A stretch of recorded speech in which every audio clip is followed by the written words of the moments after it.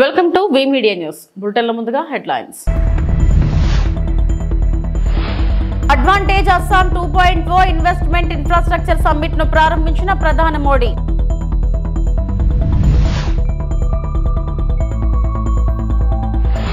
అసెంబ్లీలో జగన్ తీరుపై స్పీకర్ అయ్యన్న అసహనం.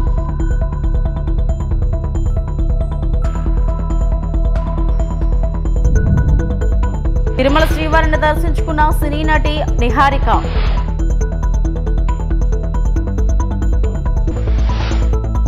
ప్రధానమంత్రి నరేంద్ర మోడీ రాష్ట్రంలో ఆవిష్కరణలు మరియు స్థిరమైన అభివృద్ధిని ప్రోత్సహించడం లక్ష్యంగా మంగళవారం గౌహతిలో advantage Assam 2.0 infrastructure and investment summit 2025ను ప్రారంభించారు. గౌహతిలో జరిగిన అడ్వాంటేజ్ అస్సాం 2.0 ఇన్వెస్ట్మెంట్ మరియు ఇన్ఫ్రాస్ట్రక్చర్ సమిట్ 2025లో ప్రధానమంత్రి ఒక రోజు ముందుగానే అస్సాంకు చేరుకుని రాష్ట్రంలో విస్తృత శ్రేణి పెట్టుబడి అవకాశాలను ప్రదర్శించే ప్రదర్శనలను సందర్శించారు. కార్యక్రమంలో అస్సాం ముఖ్యమంత్రి హిమంత బిశ్వా శర్మ ఆయనను సత్కరించారు. ఎన్ చంద్రశేఖరన్, సజ్జన్ జిందాల్, ప్రశాంత్ రుయా, అనిల్ అగర్వాల్ మరియు అనిల్ కుమార్ చలమలశెట్టి వంటి వ్యాపార నాయకులు కూడా ఈ శిఖరాగ్ర సమావేశంలో పాల్గొన్నారు. ఆస్ట్రేలియా, దక్షిణ Korea, Singapore, Malaysia, Taiwan, Indonesia, Thailand, Bhutan మరియు జపాన్ వంటి దేశాల నుండి ఉన్నత స్థాయి ప్రతినిధులు కూడా పాల్గొన్నారు. साथियों, भारत पर मजबूत होते ग्लोबल ट्रस्ट के बीच आज हम सभी यहां असम में जुटे हैं, मां कामाख्या की धरती पर जुटे हैं. भारत की ग्रोथ में असम का कंट्रीब्यूशन लगातार बढ़ता जा रहा है. 2018 में एडवांटेज असम समिट का पहला एडिशन आयोजित हुआ था. तब असम की इकोनॉमी 3.25 लाख करोड़ रुपए की थी. आज असम करीब 6 लाख करोड़ रुपए की इकोनॉमी वाला राज्य बन गया है. यानी भाजपा सरकार में सिर्फ 6 सालों में असम की इकोनॉमी की वैल्यू डबल हो गई है. ये डबल इंजन की सरकार का डबल इफेक्ट है. असम में हुए ढेर सारे इन्वेस्टमेंट ने, आप सभी ने असम को अनलिमिटेड पॉसिबिलिटीज का राज्य बना दिया है. असम सरकार यहां एजुकेशन, स्किल, अन्य कई प्रकार के डेवलपमेंट और साथ साथ बेहतर इन्वेस्टमेंट एनवायरनमेंट पर फोकस कर रही है. बीते सालों में भाजपा सरकार ने यहां कनेक्टिविटी से जुड़े इंफ्रास्ट्रक्चर पर बहुत काम किया है. मैं आपको एक उदाहरण देता हूं. साल 2014 से पहले ब्रह्मपुत्र नदी पर बस 3 पुल थे. यानी 70 सालों में सिर्फ 3 ब्रिज. लेकिन बीते 10 सालों में हमने 4 नए ब्रिज बनाए हैं. इनमें से एक ब्रिज का नाम भारत रत्न भूपेन हजारिका जी के नाम पर रखा है. శాసనసభను ఉద్దేశించి ప్రసంగించిన తర్వాత ఢిల్లీ లెఫ్టినెంట్ గవర్నర్ వికే సక్సేనా ఢిల్లీని వికసిత నగరంగా అభివృద్ధి చేయడం, యమునా నదిని శుభ్రపరచడం మరియు చెత్త కుప్పలను తొలగించడం అనే ప్రభుత్వ స్పష్టమైన ఉద్దేశాన్ని నొక్కి చెప్పారు. ఆయన ప్రజల ఆదేశాన్ని అంగీకరించి నేను ఇక చెప్పడానికి ఇంకేమీ లేదని అన్నారు. ఆయన వ్యాఖ్యలు పట్టణ అభివృద్ధి మరియు పర్యావరణ సమస్యలపై పరిపాలన దృష్టిని హైలైట్ చేశాయి. हमारी सरकार का एजेंडा बहुत साफ है. दिल्ली का विकास करना, दिल्ली को विकसित दिल्ली बनाना, यमुना को साफ करना, कूड़े के पहाड़ों को खत्म करना और जो गरीब लोग हैं उन्हें सारी सुविधाएं देना. मैंने अपने अभिभाषण में ये बात कही है, सरकार का एजेंडा बिल्कुल साफ है। सर, पहले आपको कहा गया था कि दिल्ली की एक और महिला मुख्यमंत्री मिली है दिल्ली को। कई बार ये सवाल उठाए जाते हैं कि एक फुल फ्लेजेड महिला मुख्यमंत्री शीला दीक्षित के बाद पहली बार मिली है, क्योंकि बीच में कहा गया था कि एक स्टॉप गैप अरेंजमेंट, उसको आप किस तरीके से देखते हैं? देखिए, हाँ, इसमें कोई शक नहीं है कि श्री केजरीवाल जी ने ये कहा था कि जो आतिशी जी को मुख्यमंत्री बनाया गया है वो टेम्परेरी है और उसके बाद मैं मुख्यमंत्री बनूंगा। मैं उस बारे में बहुत ज्यादा तो नहीं कहना चाहता हूं कि आपको मालूम है कि माननीय सुप्रीम कोर्ट ने, जो देश की सर्वोच्च अदालत है, उसने ही उन्हें सचिवालय जाने पर रोक लगाई हुई थी। वो किसी फाइल को साइन नहीं कर सकते थे, उसके ऊपर भी रोक लगाई हुई थी और उसके बाद दिल्ली की जनता ने अपना निर्णय भी दे दिया। तो उसके बाद मेरे लिए कुछ कहने के लिए रह नहीं जाता है। ये जो जीत हुई है, इस बार चुनाव हुआ, विधानसभा चुनाव, बहुत सारे आरोप प्रत्यारोप लगाए गए, उसमें कई सारे प्रत्यारोप निजी भी थे, प्रधानमंत्री पर भी और इनकम पर भी लगाया गया। तो आपको क्या लगता है कि ये जो निर्णय आया है, जनादेश आया है, वो कितना बड़ा जनादेश है? इसमें कोई शक नहीं है कि केजरीवाल जी ने माननीय प्रधानमंत्री जी के बारे में बहुत कुछ खराब बातें कही और यहां तक कहा कि अगर उन्हें दिल्ली का इलेक्शन जीतना है तो जन्म लेना पड़ेगा। इस बारे में मैं बस इतना ही कहना चाहूंगा कि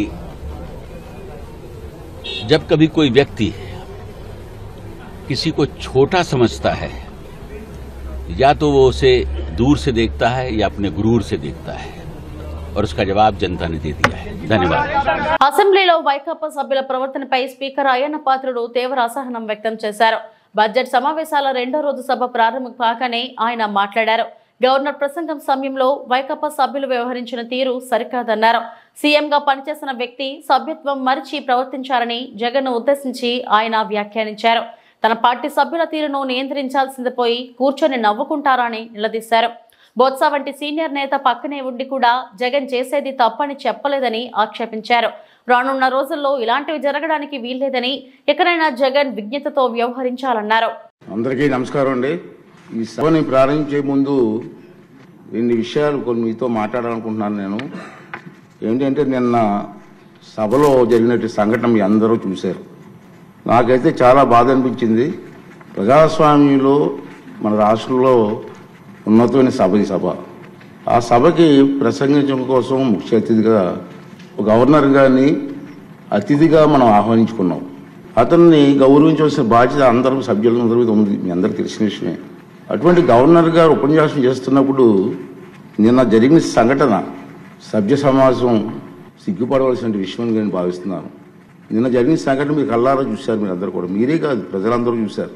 ఒక ముఖ్యమంత్రిగా పనిచేసిన వ్యక్తి, ఒక పార్టీకి అధ్యక్షుడిగా ఉన్న వ్యక్తి, పార్లమెంటు మెంబర్గా కూడా పనిచేసిన వ్యక్తి సభ్యత మర్చిపోయి ఆ విధంగా ప్రవర్తిస్తే కనీసం కూర్చొని చూస్తూ నవ్వుకుంటున్నాడు తప్పించి వాళ్ళ సభ్యుల్ని కంట్రోల్ చేసే పరిస్థితి ఎక్కడ కనిపించదండి మనకి. పైగా ఎంకరేజ్ చేస్తాడండి. ఇది సాంప్రదాయం అండి, ఇది సాంప్రదాయం అంటారా? సాంప్రదాయం ఏంటండి? ఒక ఉన్నతమైన వ్యక్తిని అగౌరవపరిచే విధంగా ప్లే కార్డ్స్ పట్టుకొని రావడం, కాగితాలు చింపి పోడియం మీద విసిరారు. అంటే గవర్నర్ మాట్లాడుతూ ఉంటే గవర్నర్ మీద, ఇది పద్ధతి కాదు. ఈ సాంప్రదాయం అంటాడు. ఏంటి సాంప్రదాయం నాకు అర్థం కాదండి. ఇది పద్ధతి కాదు, ప్రజాస్వామ్యం, ఇది మంచి పద్ధతి కాదు. పైగా అతనికి ఆలోచన లేకపోయినా పక్కనే ఉన్నటువంటి సీనియర్ మెంబర్ బొత్స సత్యనారాయణ గారికి కూడా ప్రోత్సహించారు. వారైనా ఇది తప్పు అని చెప్పే పరిస్థితి లేదు. ఇటువంటి సంఘటనలు రాబోయే రోజులు జరగకూడదు అనేది నా తాలూకు ఆలోచన విధానం. మీరందరూ కూడా గమనిస్తూనే ఉన్నారు. ఇది ఎందుకు చెప్తానంటే, ఇప్పటికైనా విజ్ఞతతో ప్రవర్తించాలని చెప్పి ఆ సభ్యులందరినీ కోరుకుంటున్నాను. సభ ద్వారా ప్రజాస్వామ్యం, పెద్దలు మనకు ఎంతో ప్రజాస్వామ్యాన్ని ఇచ్చారు, రాజ్యాంగాన్ని ఇచ్చారు. రాజ్యాంగానికి అనుగుణంగా మనం ప్రవర్తించాలి తప్పించి మన ఇష్టం వచ్చిన మాట్లాడుకుంటాం, సర్వ హక్కులు నాకే ఉన్నాయి, నేను మాట్లాడతానన్నది ఇది పద్ధతి కాదని చెప్పి ఈ సభ ద్వారా సభ్యులందరికీ, అన్ని పార్టీ సభ్యులకు కూడా మనం చేస్తున్నాను. అదే ప్రజలు కూడా దీన్ని గమనిస్తున్నారనే విషయాన్ని కూడా మనం చూసుకోవాలి. ఉంది. మన గవర్నర్ ప్రసంగం అయింది నిన్న. ఈరోజు గవర్నర్ ప్రసంగం మీద చర్చ ఉంది. వాళ్ళకి ఏమైనా అభ్యంతరాలు ఉంటే ఈ చర్చలు పాల్గొనవచ్చు కదా, మాట్లాడే అవకాశం మనం ఇస్తాం కదా. ఈ రోజంతా మాట్లాడవచ్చు. మీరు హౌస్కి వచ్చి మీరు మాట్లాడకుండా మీ ఇష్టం వచ్చినట్టు ఈ విధంగా ప్రవర్తించడాన్ని అందరం కూడా ఖండించవలసిన అవసరం ఉంది. ఇటువంటి సంఘటనలు రాబోయే రోజుల్లో జరగకూడదు అనేది నా తాలూకు అభిమతం. ఈ రెండు విషయాలు మీ ముందు చెప్పాలని నేను ఈ మాట మాట్లాడతానని చెప్పి మనం చేస్తూ, మరి ఇప్పుడు ఈ సభలో జరగబోయే సభలో ప్యానల్ సభ్యులుగా మండల బుద్ధప్రసాద్ గారు, వరదరాజుల రెడ్డి గారు, జ్యోతుల నెహ్రూ గారు, కోళ్ళ లలిత్ కుమార్ గారు, దాసరి సుధ గారు, విష్ణు కుమార్ రాజు గారు వీరిని నియమించడం జరిగింది. ఆల్రెడీ మరి లాస్ట్ టైం కూడా అనౌన్స్ చేసాం. మధ్యలో ఏమన్నా గ్యాప్ వస్తే వాళ్ళు కూడా సభను నడిపించవలసిందిగా, వారిని కూడా రెడీగా ఉండవలసిందిగా మీ ద్వారా వాళ్ళని కోరుకున్నాను. మెడలు వంచి ప్రత్యేక హోదా తెస్తానని జగన్ అన్నారు. ఏమైంది? టీడీపీ జనసేన రెండూ కలిసి ఎన్డీఏకు మద్దతు తెలిపాయి. డబుల్ ఇంజన్ సర్కార్ వస్తుందని ముందుగానే చెప్పాం. అధికారంలోకి రాగానే 13,000 కోట్లు రాష్ట్రానికి తీసుకొచ్చాం. అమరావతి పోలవరానికి కేంద్రం నుంచి నిధులు తీసుకొచ్చాం. విశాఖ రైల్వే జోన్, విశాఖ ఉక్కును కాపాడుకున్నామని మంత్రి నారా లోకేష్ పేర్కొన్నారు. నేను మళ్ళీ చెప్తున్నా, అన్కండిషనల్ సపోర్ట్ చేశాం, రాష్ట్ర ప్రయోజనాల కోసం చేశాం. గత 9 నెలలు పూర్తి చేయలేదు సార్. మీరేమన్నారు అధ్యక్ష? ఒక్క నిమిషం, మీ నాయకులు ఏమన్నారు అధ్యక్ష? పులివెందుల ఎమ్మెల్యే ఏమన్నారు? గతంలో మెడలో ఉంచి ప్రత్యేక హోదా తెస్తాన్నారు. ఏమైంది? మెడలో ఉంచి ప్రత్యేక హోదా తెస్తానని ఆనాడు చెప్పారో చెప్పలేదా? అన్ని బిల్స్ మీరు 5 సంవత్సరాలు సపోర్ట్ చేశారు. ఏమైంది? ప్రత్యేక హోదా తీసుకురాలేదు. మేము మళ్ళీ చెప్తున్నాం, తెలుగుదేశం పార్టీ జనసేన సభ్యులు కూడా ఉన్నారు. తెలుగుదేశం పార్టీ జనసేన రెండు పార్టీలు కలిసి అన్కండిషనల్ గా ఇండియన్ మేము సపోర్ట్ చేశాం. ఎన్నికల ముందర కూడా చెప్పాం ప్రజలకి. నేను చెప్పాను అధ్యక్ష. ఒక్క నిమిషం సార్, మేము 24 ఎన్నికల్లో ఏం చెప్పాం? డబుల్ ఇంజన్ సర్కార్ అని చెప్పాం. డబుల్ ఇంజన్ సర్కార్ ఇప్పుడు వచ్చింది. కేంద్రం రాష్ట్రం ఒకే ప్రభుత్వం ఉంది. రైల్వే జోన్ ఎవరు కాపాడారా? నేను కాపాడాను. విశాఖకు మీరు పెద్ద పెద్ద మాటలు మాట్లాడుతున్నారే. 13,000 కోట్లు చంద్రబాబు గారు పైన నాయకత్వం మేము తీసుకొచ్చాం అధ్యక్ష. 13,000 కోట్లు తీసుకొచ్చాం. మీ ఉత్తరాంధ్ర ఎమ్మెల్సీలు మాట్లాడమనండి. మీరేం చేశారు 5 సంవత్సరాలు? ఏం చేశారు మీరు 5 సంవత్సరాలు? అడుగుతున్నా. అమరావతి నిధులు ఎవరు తీసుకొచ్చారు? మేము తీసుకొచ్చాం. పోలవరం గాలి వదిలేశారు మీరు. బుల్లెట్ దిగినా అని మీ మంత్రి గారు అడిగారు. ఏమేమైనా పెద్ద మాట్లాడతారు. పోలవరం నిధులు తీసుకొచ్చారు. 6.5 ప్యాకేజ్ కి మొన్న 1,000 కోట్లు రిలీజ్ చేశాం. నో అధ్యక్ష, ఐఎమ్ ప్రొటెస్టింగ్. మేడం గారు has to withdraw that statement. ఇది కరెక్ట్ కాదు అధ్యక్ష. I'm sorry. ఓకే, సభ్యులు ఉన్నారని చెప్పొచ్చు, ఐ హావ్ నో ప్రాబ్లం. కానీ ఏదో మేము వాళ్ళని థ్రెటన్ చేస్తున్నట్టు, ఏదో మా పైన ఆధారపడే పదం వాడతాం కరెక్ట్ కాదు అధ్యక్ష. మేము ఏనాడో అనలేదు. మా సపోర్ట్ అన్కండిషనల్. రాష్ట్ర ప్రయోజనాల కోసం కేంద్ర ప్రభుత్వాన్ని మేము సపోర్ట్ చేస్తున్నాం. ఎస్ఎల్బీసీ టన్నెల్లో చిక్కుకున్న 8 మందిని సురక్షితంగా బయటకు తీసుకొచ్చేందుకు ప్రభుత్వం తీవ్రంగా ప్రయత్నిస్తుందని తెలంగాణ మంత్రి కోమటిరెడ్డి వెంకటరెడ్డి చెప్పారు. టన్నెల్ వద్ద కొనసాగుతున్న సహాయక చర్యలను సీనియర్ నేత జానారెడ్డితో కలిసి పర్యవేక్షించారు. ఈ సందర్భంగా మీడియాతో మాట్లాడారు. ఓవైపు 8 మంది ప్రాణాపాయ స్థితిలో ఉంటే బారాస నేతలు విమర్శలు చేయడం తగదని హితవు పలికారు. ఘటనా స్థలానికి సీఎం రాలేదంటూ ఎక్స్ వేదికగా కేటీఆర్ చేసిన వ్యాఖ్యలపై మంత్రి మండిపడ్డారు. 3 రోజుల క్రితం జరిగిన సంఘటన ఎస్ఎల్బీసీ టన్నులో ఎంతో విషాదకరమైనది కాదు, దిగ్భ్రాంతికరమైన మమ్మల్ని అందరినీ కూడా కలిసివేసింది. తెలంగాణ ప్రజలనే కాదు, మొత్తం భారతదేశం ప్రజల్లో కూడా. ఎందుకంటే ఇలాంటి టన్నులు ప్రపంచంలో ఎక్కడా లేదు. 43 కిలోమీటర్లు ఎక్కడ ఓపెనింగ్ లేకుండా 3 లక్షల ఎకరాలకు గ్రావిటీ ద్వారా నీళ్ళు ఇచ్చుకుంటూ ఫుల్ లెవెల్ కెపాసిటీ అయితే 6,000 క్యూసెక్స్, ఫుల్ కెపాసిటీ అయితే 4 లక్షల ఎకరాలు ఇచ్చుకుంటూ దేవరకొండ, పెద్ద ఊరతో పాటు నల్గొండ, నగరికల్ కాన్ఫరెన్స్ వరకు నీళ్ళు సాగునీటితో పాటు ఫ్లోరైడ్ మొత్తం మాయం చేస్తూ ఎప్పుడు గ్రావిటీతో నడిచే ప్రాజెక్టు మా కలల ప్రాజెక్టులో ఈ ఇన్సిడెంట్ ఇప్పటి వరకు దాదాపు 9.5 కిలోమీటర్లు మాత్రమే మిగిలింది. ఏ ఒక్క చిన్న ఇన్సిడెంట్ జరగకుండా సంఘటన జరగలేదు. అని ఇంత పెద్ద సంఘటన ఒకటేసారి జరగగానే నిజంగా కూడా అందరం కూడా బాధపడుతూ మాది ఒకటే కోరిక, మాది ఒకటే, మేము దేవుని ప్రార్థించేది ఒకటే, ఫస్ట్ మా కోసం మా ప్రాజెక్టుని కష్టపడడానికి 1000 కిలోమీటర్ల కుటుంబాలను వదిలిపెట్టి అస్సాం, జార్ఖండ్, మధ్యప్రదేశ్, ఉత్తరప్రదేశ్కి వెళ్ళి వచ్చి చిక్కిపోయిన 8 మంది వాళ్ళని ఏ విధంగా ప్రాణాలతో బయటికి తీసుకురావాలనే ఈరోజు మా గౌరవ ముఖ్యమంత్రి రేవంత్ రెడ్డి గారు కానివ్వండి, ఇరిగేషన్ మినిస్టర్ ఉత్తమ్ కుమార్ రెడ్డి గారు, జూపల్లి కృష్ణారావు గారు, అలాగే పెద్దలు జానారెడ్డి గారు కూడా రోజు పర్యవేక్షిస్తూ ఈరోజు స్వయంగా ఇక్కడ తెలుసుకొని కొన్ని సలహాలు ఇవ్వడానికి వారు రావడం, ఇక్కడ స్థానిక ఎమ్మెల్యే మా వంశీకృష్ణ కానీ, బాలునాయక్ కానీ, జయవీర్ కానీ, నేను ఈరోజు స్వయంగా రావడం, మధ్యలో 2 డేస్ నేను లేకపోవడంతో రోజు ఫోన్లో గంట మాట్లాడుతూ, కానీ ఆ 8 మందిని ప్రాణాలతో తిరిగి రావాలనే ఆ శ్రీశైల మల్లారెడ్డి కూడా ప్రార్థిస్తున్నాం అని ఎక్కడో కూడా మాకు ఆశ ఉన్నది. అందుకని ఇలా ఎన్డీఆర్ఎఫ్, ఆర్మీ, ఎస్డీఆర్ఎఫ్, సింగరేణి, ఇంకా ఆర్మీ వాళ్ళు కొత్త మిషనరీ కూడా ఢిల్లీకి వెళ్ళి తెప్పిస్తున్నా అని చెప్పి మన తెలంగాణ ఇన్ఛార్జ్ ఆర్మీ ఆఫీసర్ కూడా చెప్పడం జరిగింది. మేము ఒకటే కోరుకుంటున్నాం, తప్పకుండా వీళ్ళు ఇప్పుడు కూడా రెస్క్యూ టీం లోపల ఒకటి ఉన్నది. దేశ విదేశాలలో ఇలాంటి సంఘటనలు జరిగినప్పుడు దీన్ని పరిష్కారం చూపిన వాళ్ళందరినీ కూడా ఇక్కడ పిలిపించినాం. అందుకని మేము రాజకీయాలను వాళ్ళని విమర్శించినా వాళ్ళ విజ్ఞతకే వదిలిపెడుతున్నాం. ముఖ్యమంత్రి గారు ఎందుకు రాలేదు, వారు ఎందుకు రాలంటే 3 మినిస్టర్లము, క్యాబినెట్, ఎమ్మెల్యేలము, ఇంతమంది టెక్నాలజీ వచ్చి ముఖ్యమంత్రి గారు వచ్చాయి, ఇక్కడ సెక్యూరిటీ పరంగా కానీ ఈ వర్క్స్కి ఇబ్బంది కలగొద్దని వారు రాలే. దాని మాత్రాన ఇవాళ కేటీఆర్ ఎటు కూడా ట్విట్టర్ దొరికిందని చెప్పి ఇది మంచి పద్ధతి కాదు. కేటీఆర్ నువ్వు కొంచెం సంస్కారం నేర్చుకోను. నీ రాజన్న సిరిసిల్లాలో పోయిన 3 ఏళ్ల కింద కాళేశ్వరం కడుతున్నప్పుడు 7 మట్టి జల సమాధి అయ్యిండ్రు. నువ్వు వయసు చూసినావు, అప్పుడు నీకేం పని ఉండే? 3 సంఘటనలు జరిగి 12 మంది చనిపోయారు కాళేశ్వరం ప్రాజెక్టు కడతప్పుడు. ఒక్క సుక్క ప్రాజెక్టు నీళ్లు రాలే, 2 లక్షల కోట్ల పని. మేము విమర్శించదలుచుకోలే, కానీ నువ్వు ట్విట్టర్లో పెట్టి పేపర్ స్టేట్, టీవీలలో ముఖ్యమంత్రి గారు ఎమ్మెల్సీ ఎన్నికల ప్రచారం పోయినాను. వాళ్ళ ప్రచారం కాదు. ముఖ్యమంత్రి గారు మీకు తెలుసు 15 నెలలకెళ్ళి 24 గంటలు ఏ చిన్న ప్రోగ్రాం ఉన్నా పిలవగానే వస్తాడు. మీ నాయనలాగా 15 నెలలు ప్రతిపక్ష నాయకుల ఫామ్ హౌస్లో పండుకోలే, 10 ఏళ్ళు ముఖ్యమంత్రిగా ఫామ్ హౌస్లో పండుకోలే. కానీ ఈరోజు వర్క్స్ డిస్టర్బ్ అవుతుంది, రెస్క్యూ టీమ్స్ ఉన్నాయి అని మమ్మల్ని పంపించి మేము ఇక్కడ ఉండి మేము అన్నీ చూసుకోవడానికి ఇక్కడ ఉన్నాం. కానీ మీరు సంస్కారం నేర్చుకోరు. ఎప్పుడు కూడా మీరు విమర్శించాలంటే మస్తున్నాయి.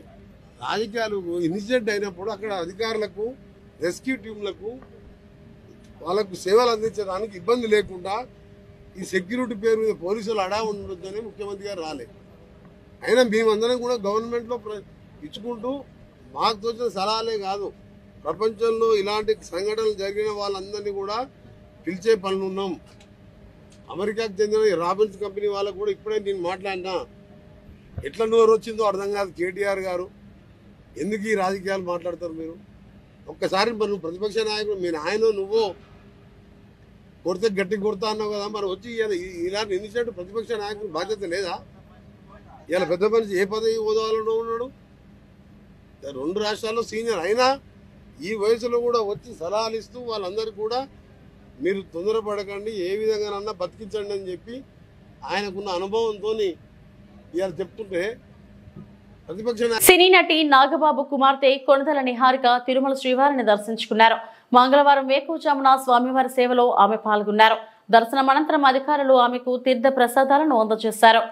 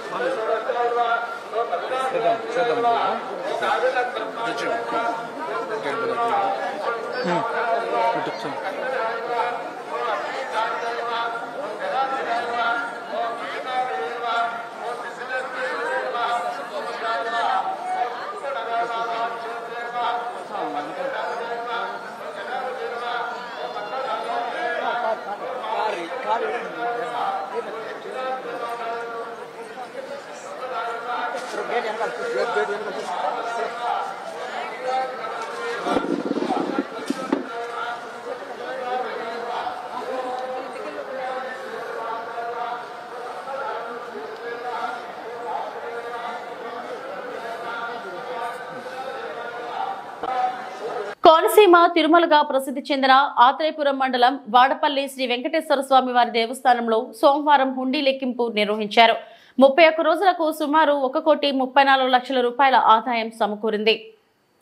దేవస్థానం కార్యనిర్వహణాధికారి డిప్యూటీ కమిషనర్ నల్లం సూర్య చక్రధర్రావు ఆధ్వర్యంలో అర్చకులు స్వామివారికి ప్రత్యేక పూజలు నిర్వహించిన అనంతరం శ్రీవారి సేవకులు హుండీలను తెరిచి లెక్కింపు ప్రారంభించారు. ఆలయ ప్రధాన హుండీల నుంచి 1,09,68,428 అన్నప్రసాద హుండీల నుంచి 21,50,593 వెరసి 1,34,01,911 రూపాయల ఆదాయం వచ్చిందని కార్యనిర్వహణాధికారి కమిషనర్ చక్రధర్రావు తెలిపారు. అలాగే 30 గ్రాముల బంగారం, 1 కేజీ వెండి వస్తువులతో పాటు 34 విదేశీ కరెన్సీ నోట్లు వచ్చాయని చెప్పారు.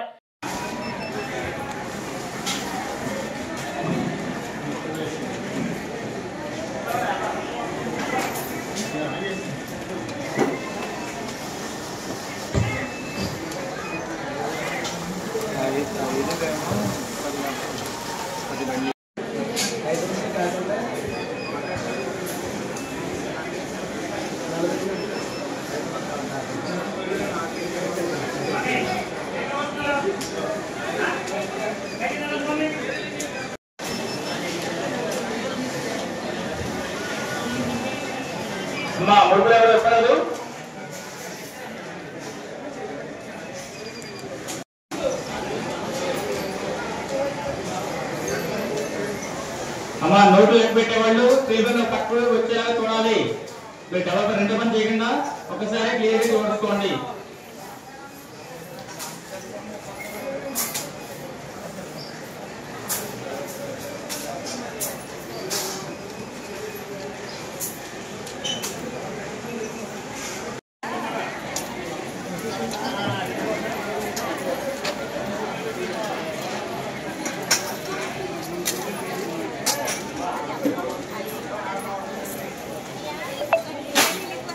అమ్మా ఏ చిన్న వస్తువైనా సరే, ముడిపోయినా సరే, నోట్లు కట్టైనా సరే ప్లేట్లోనో బకెట్లోనో తీసుకురండి. చేతితో మాత్రం ఏ ఒక్క సేవకుడు తీసుకురావద్దు.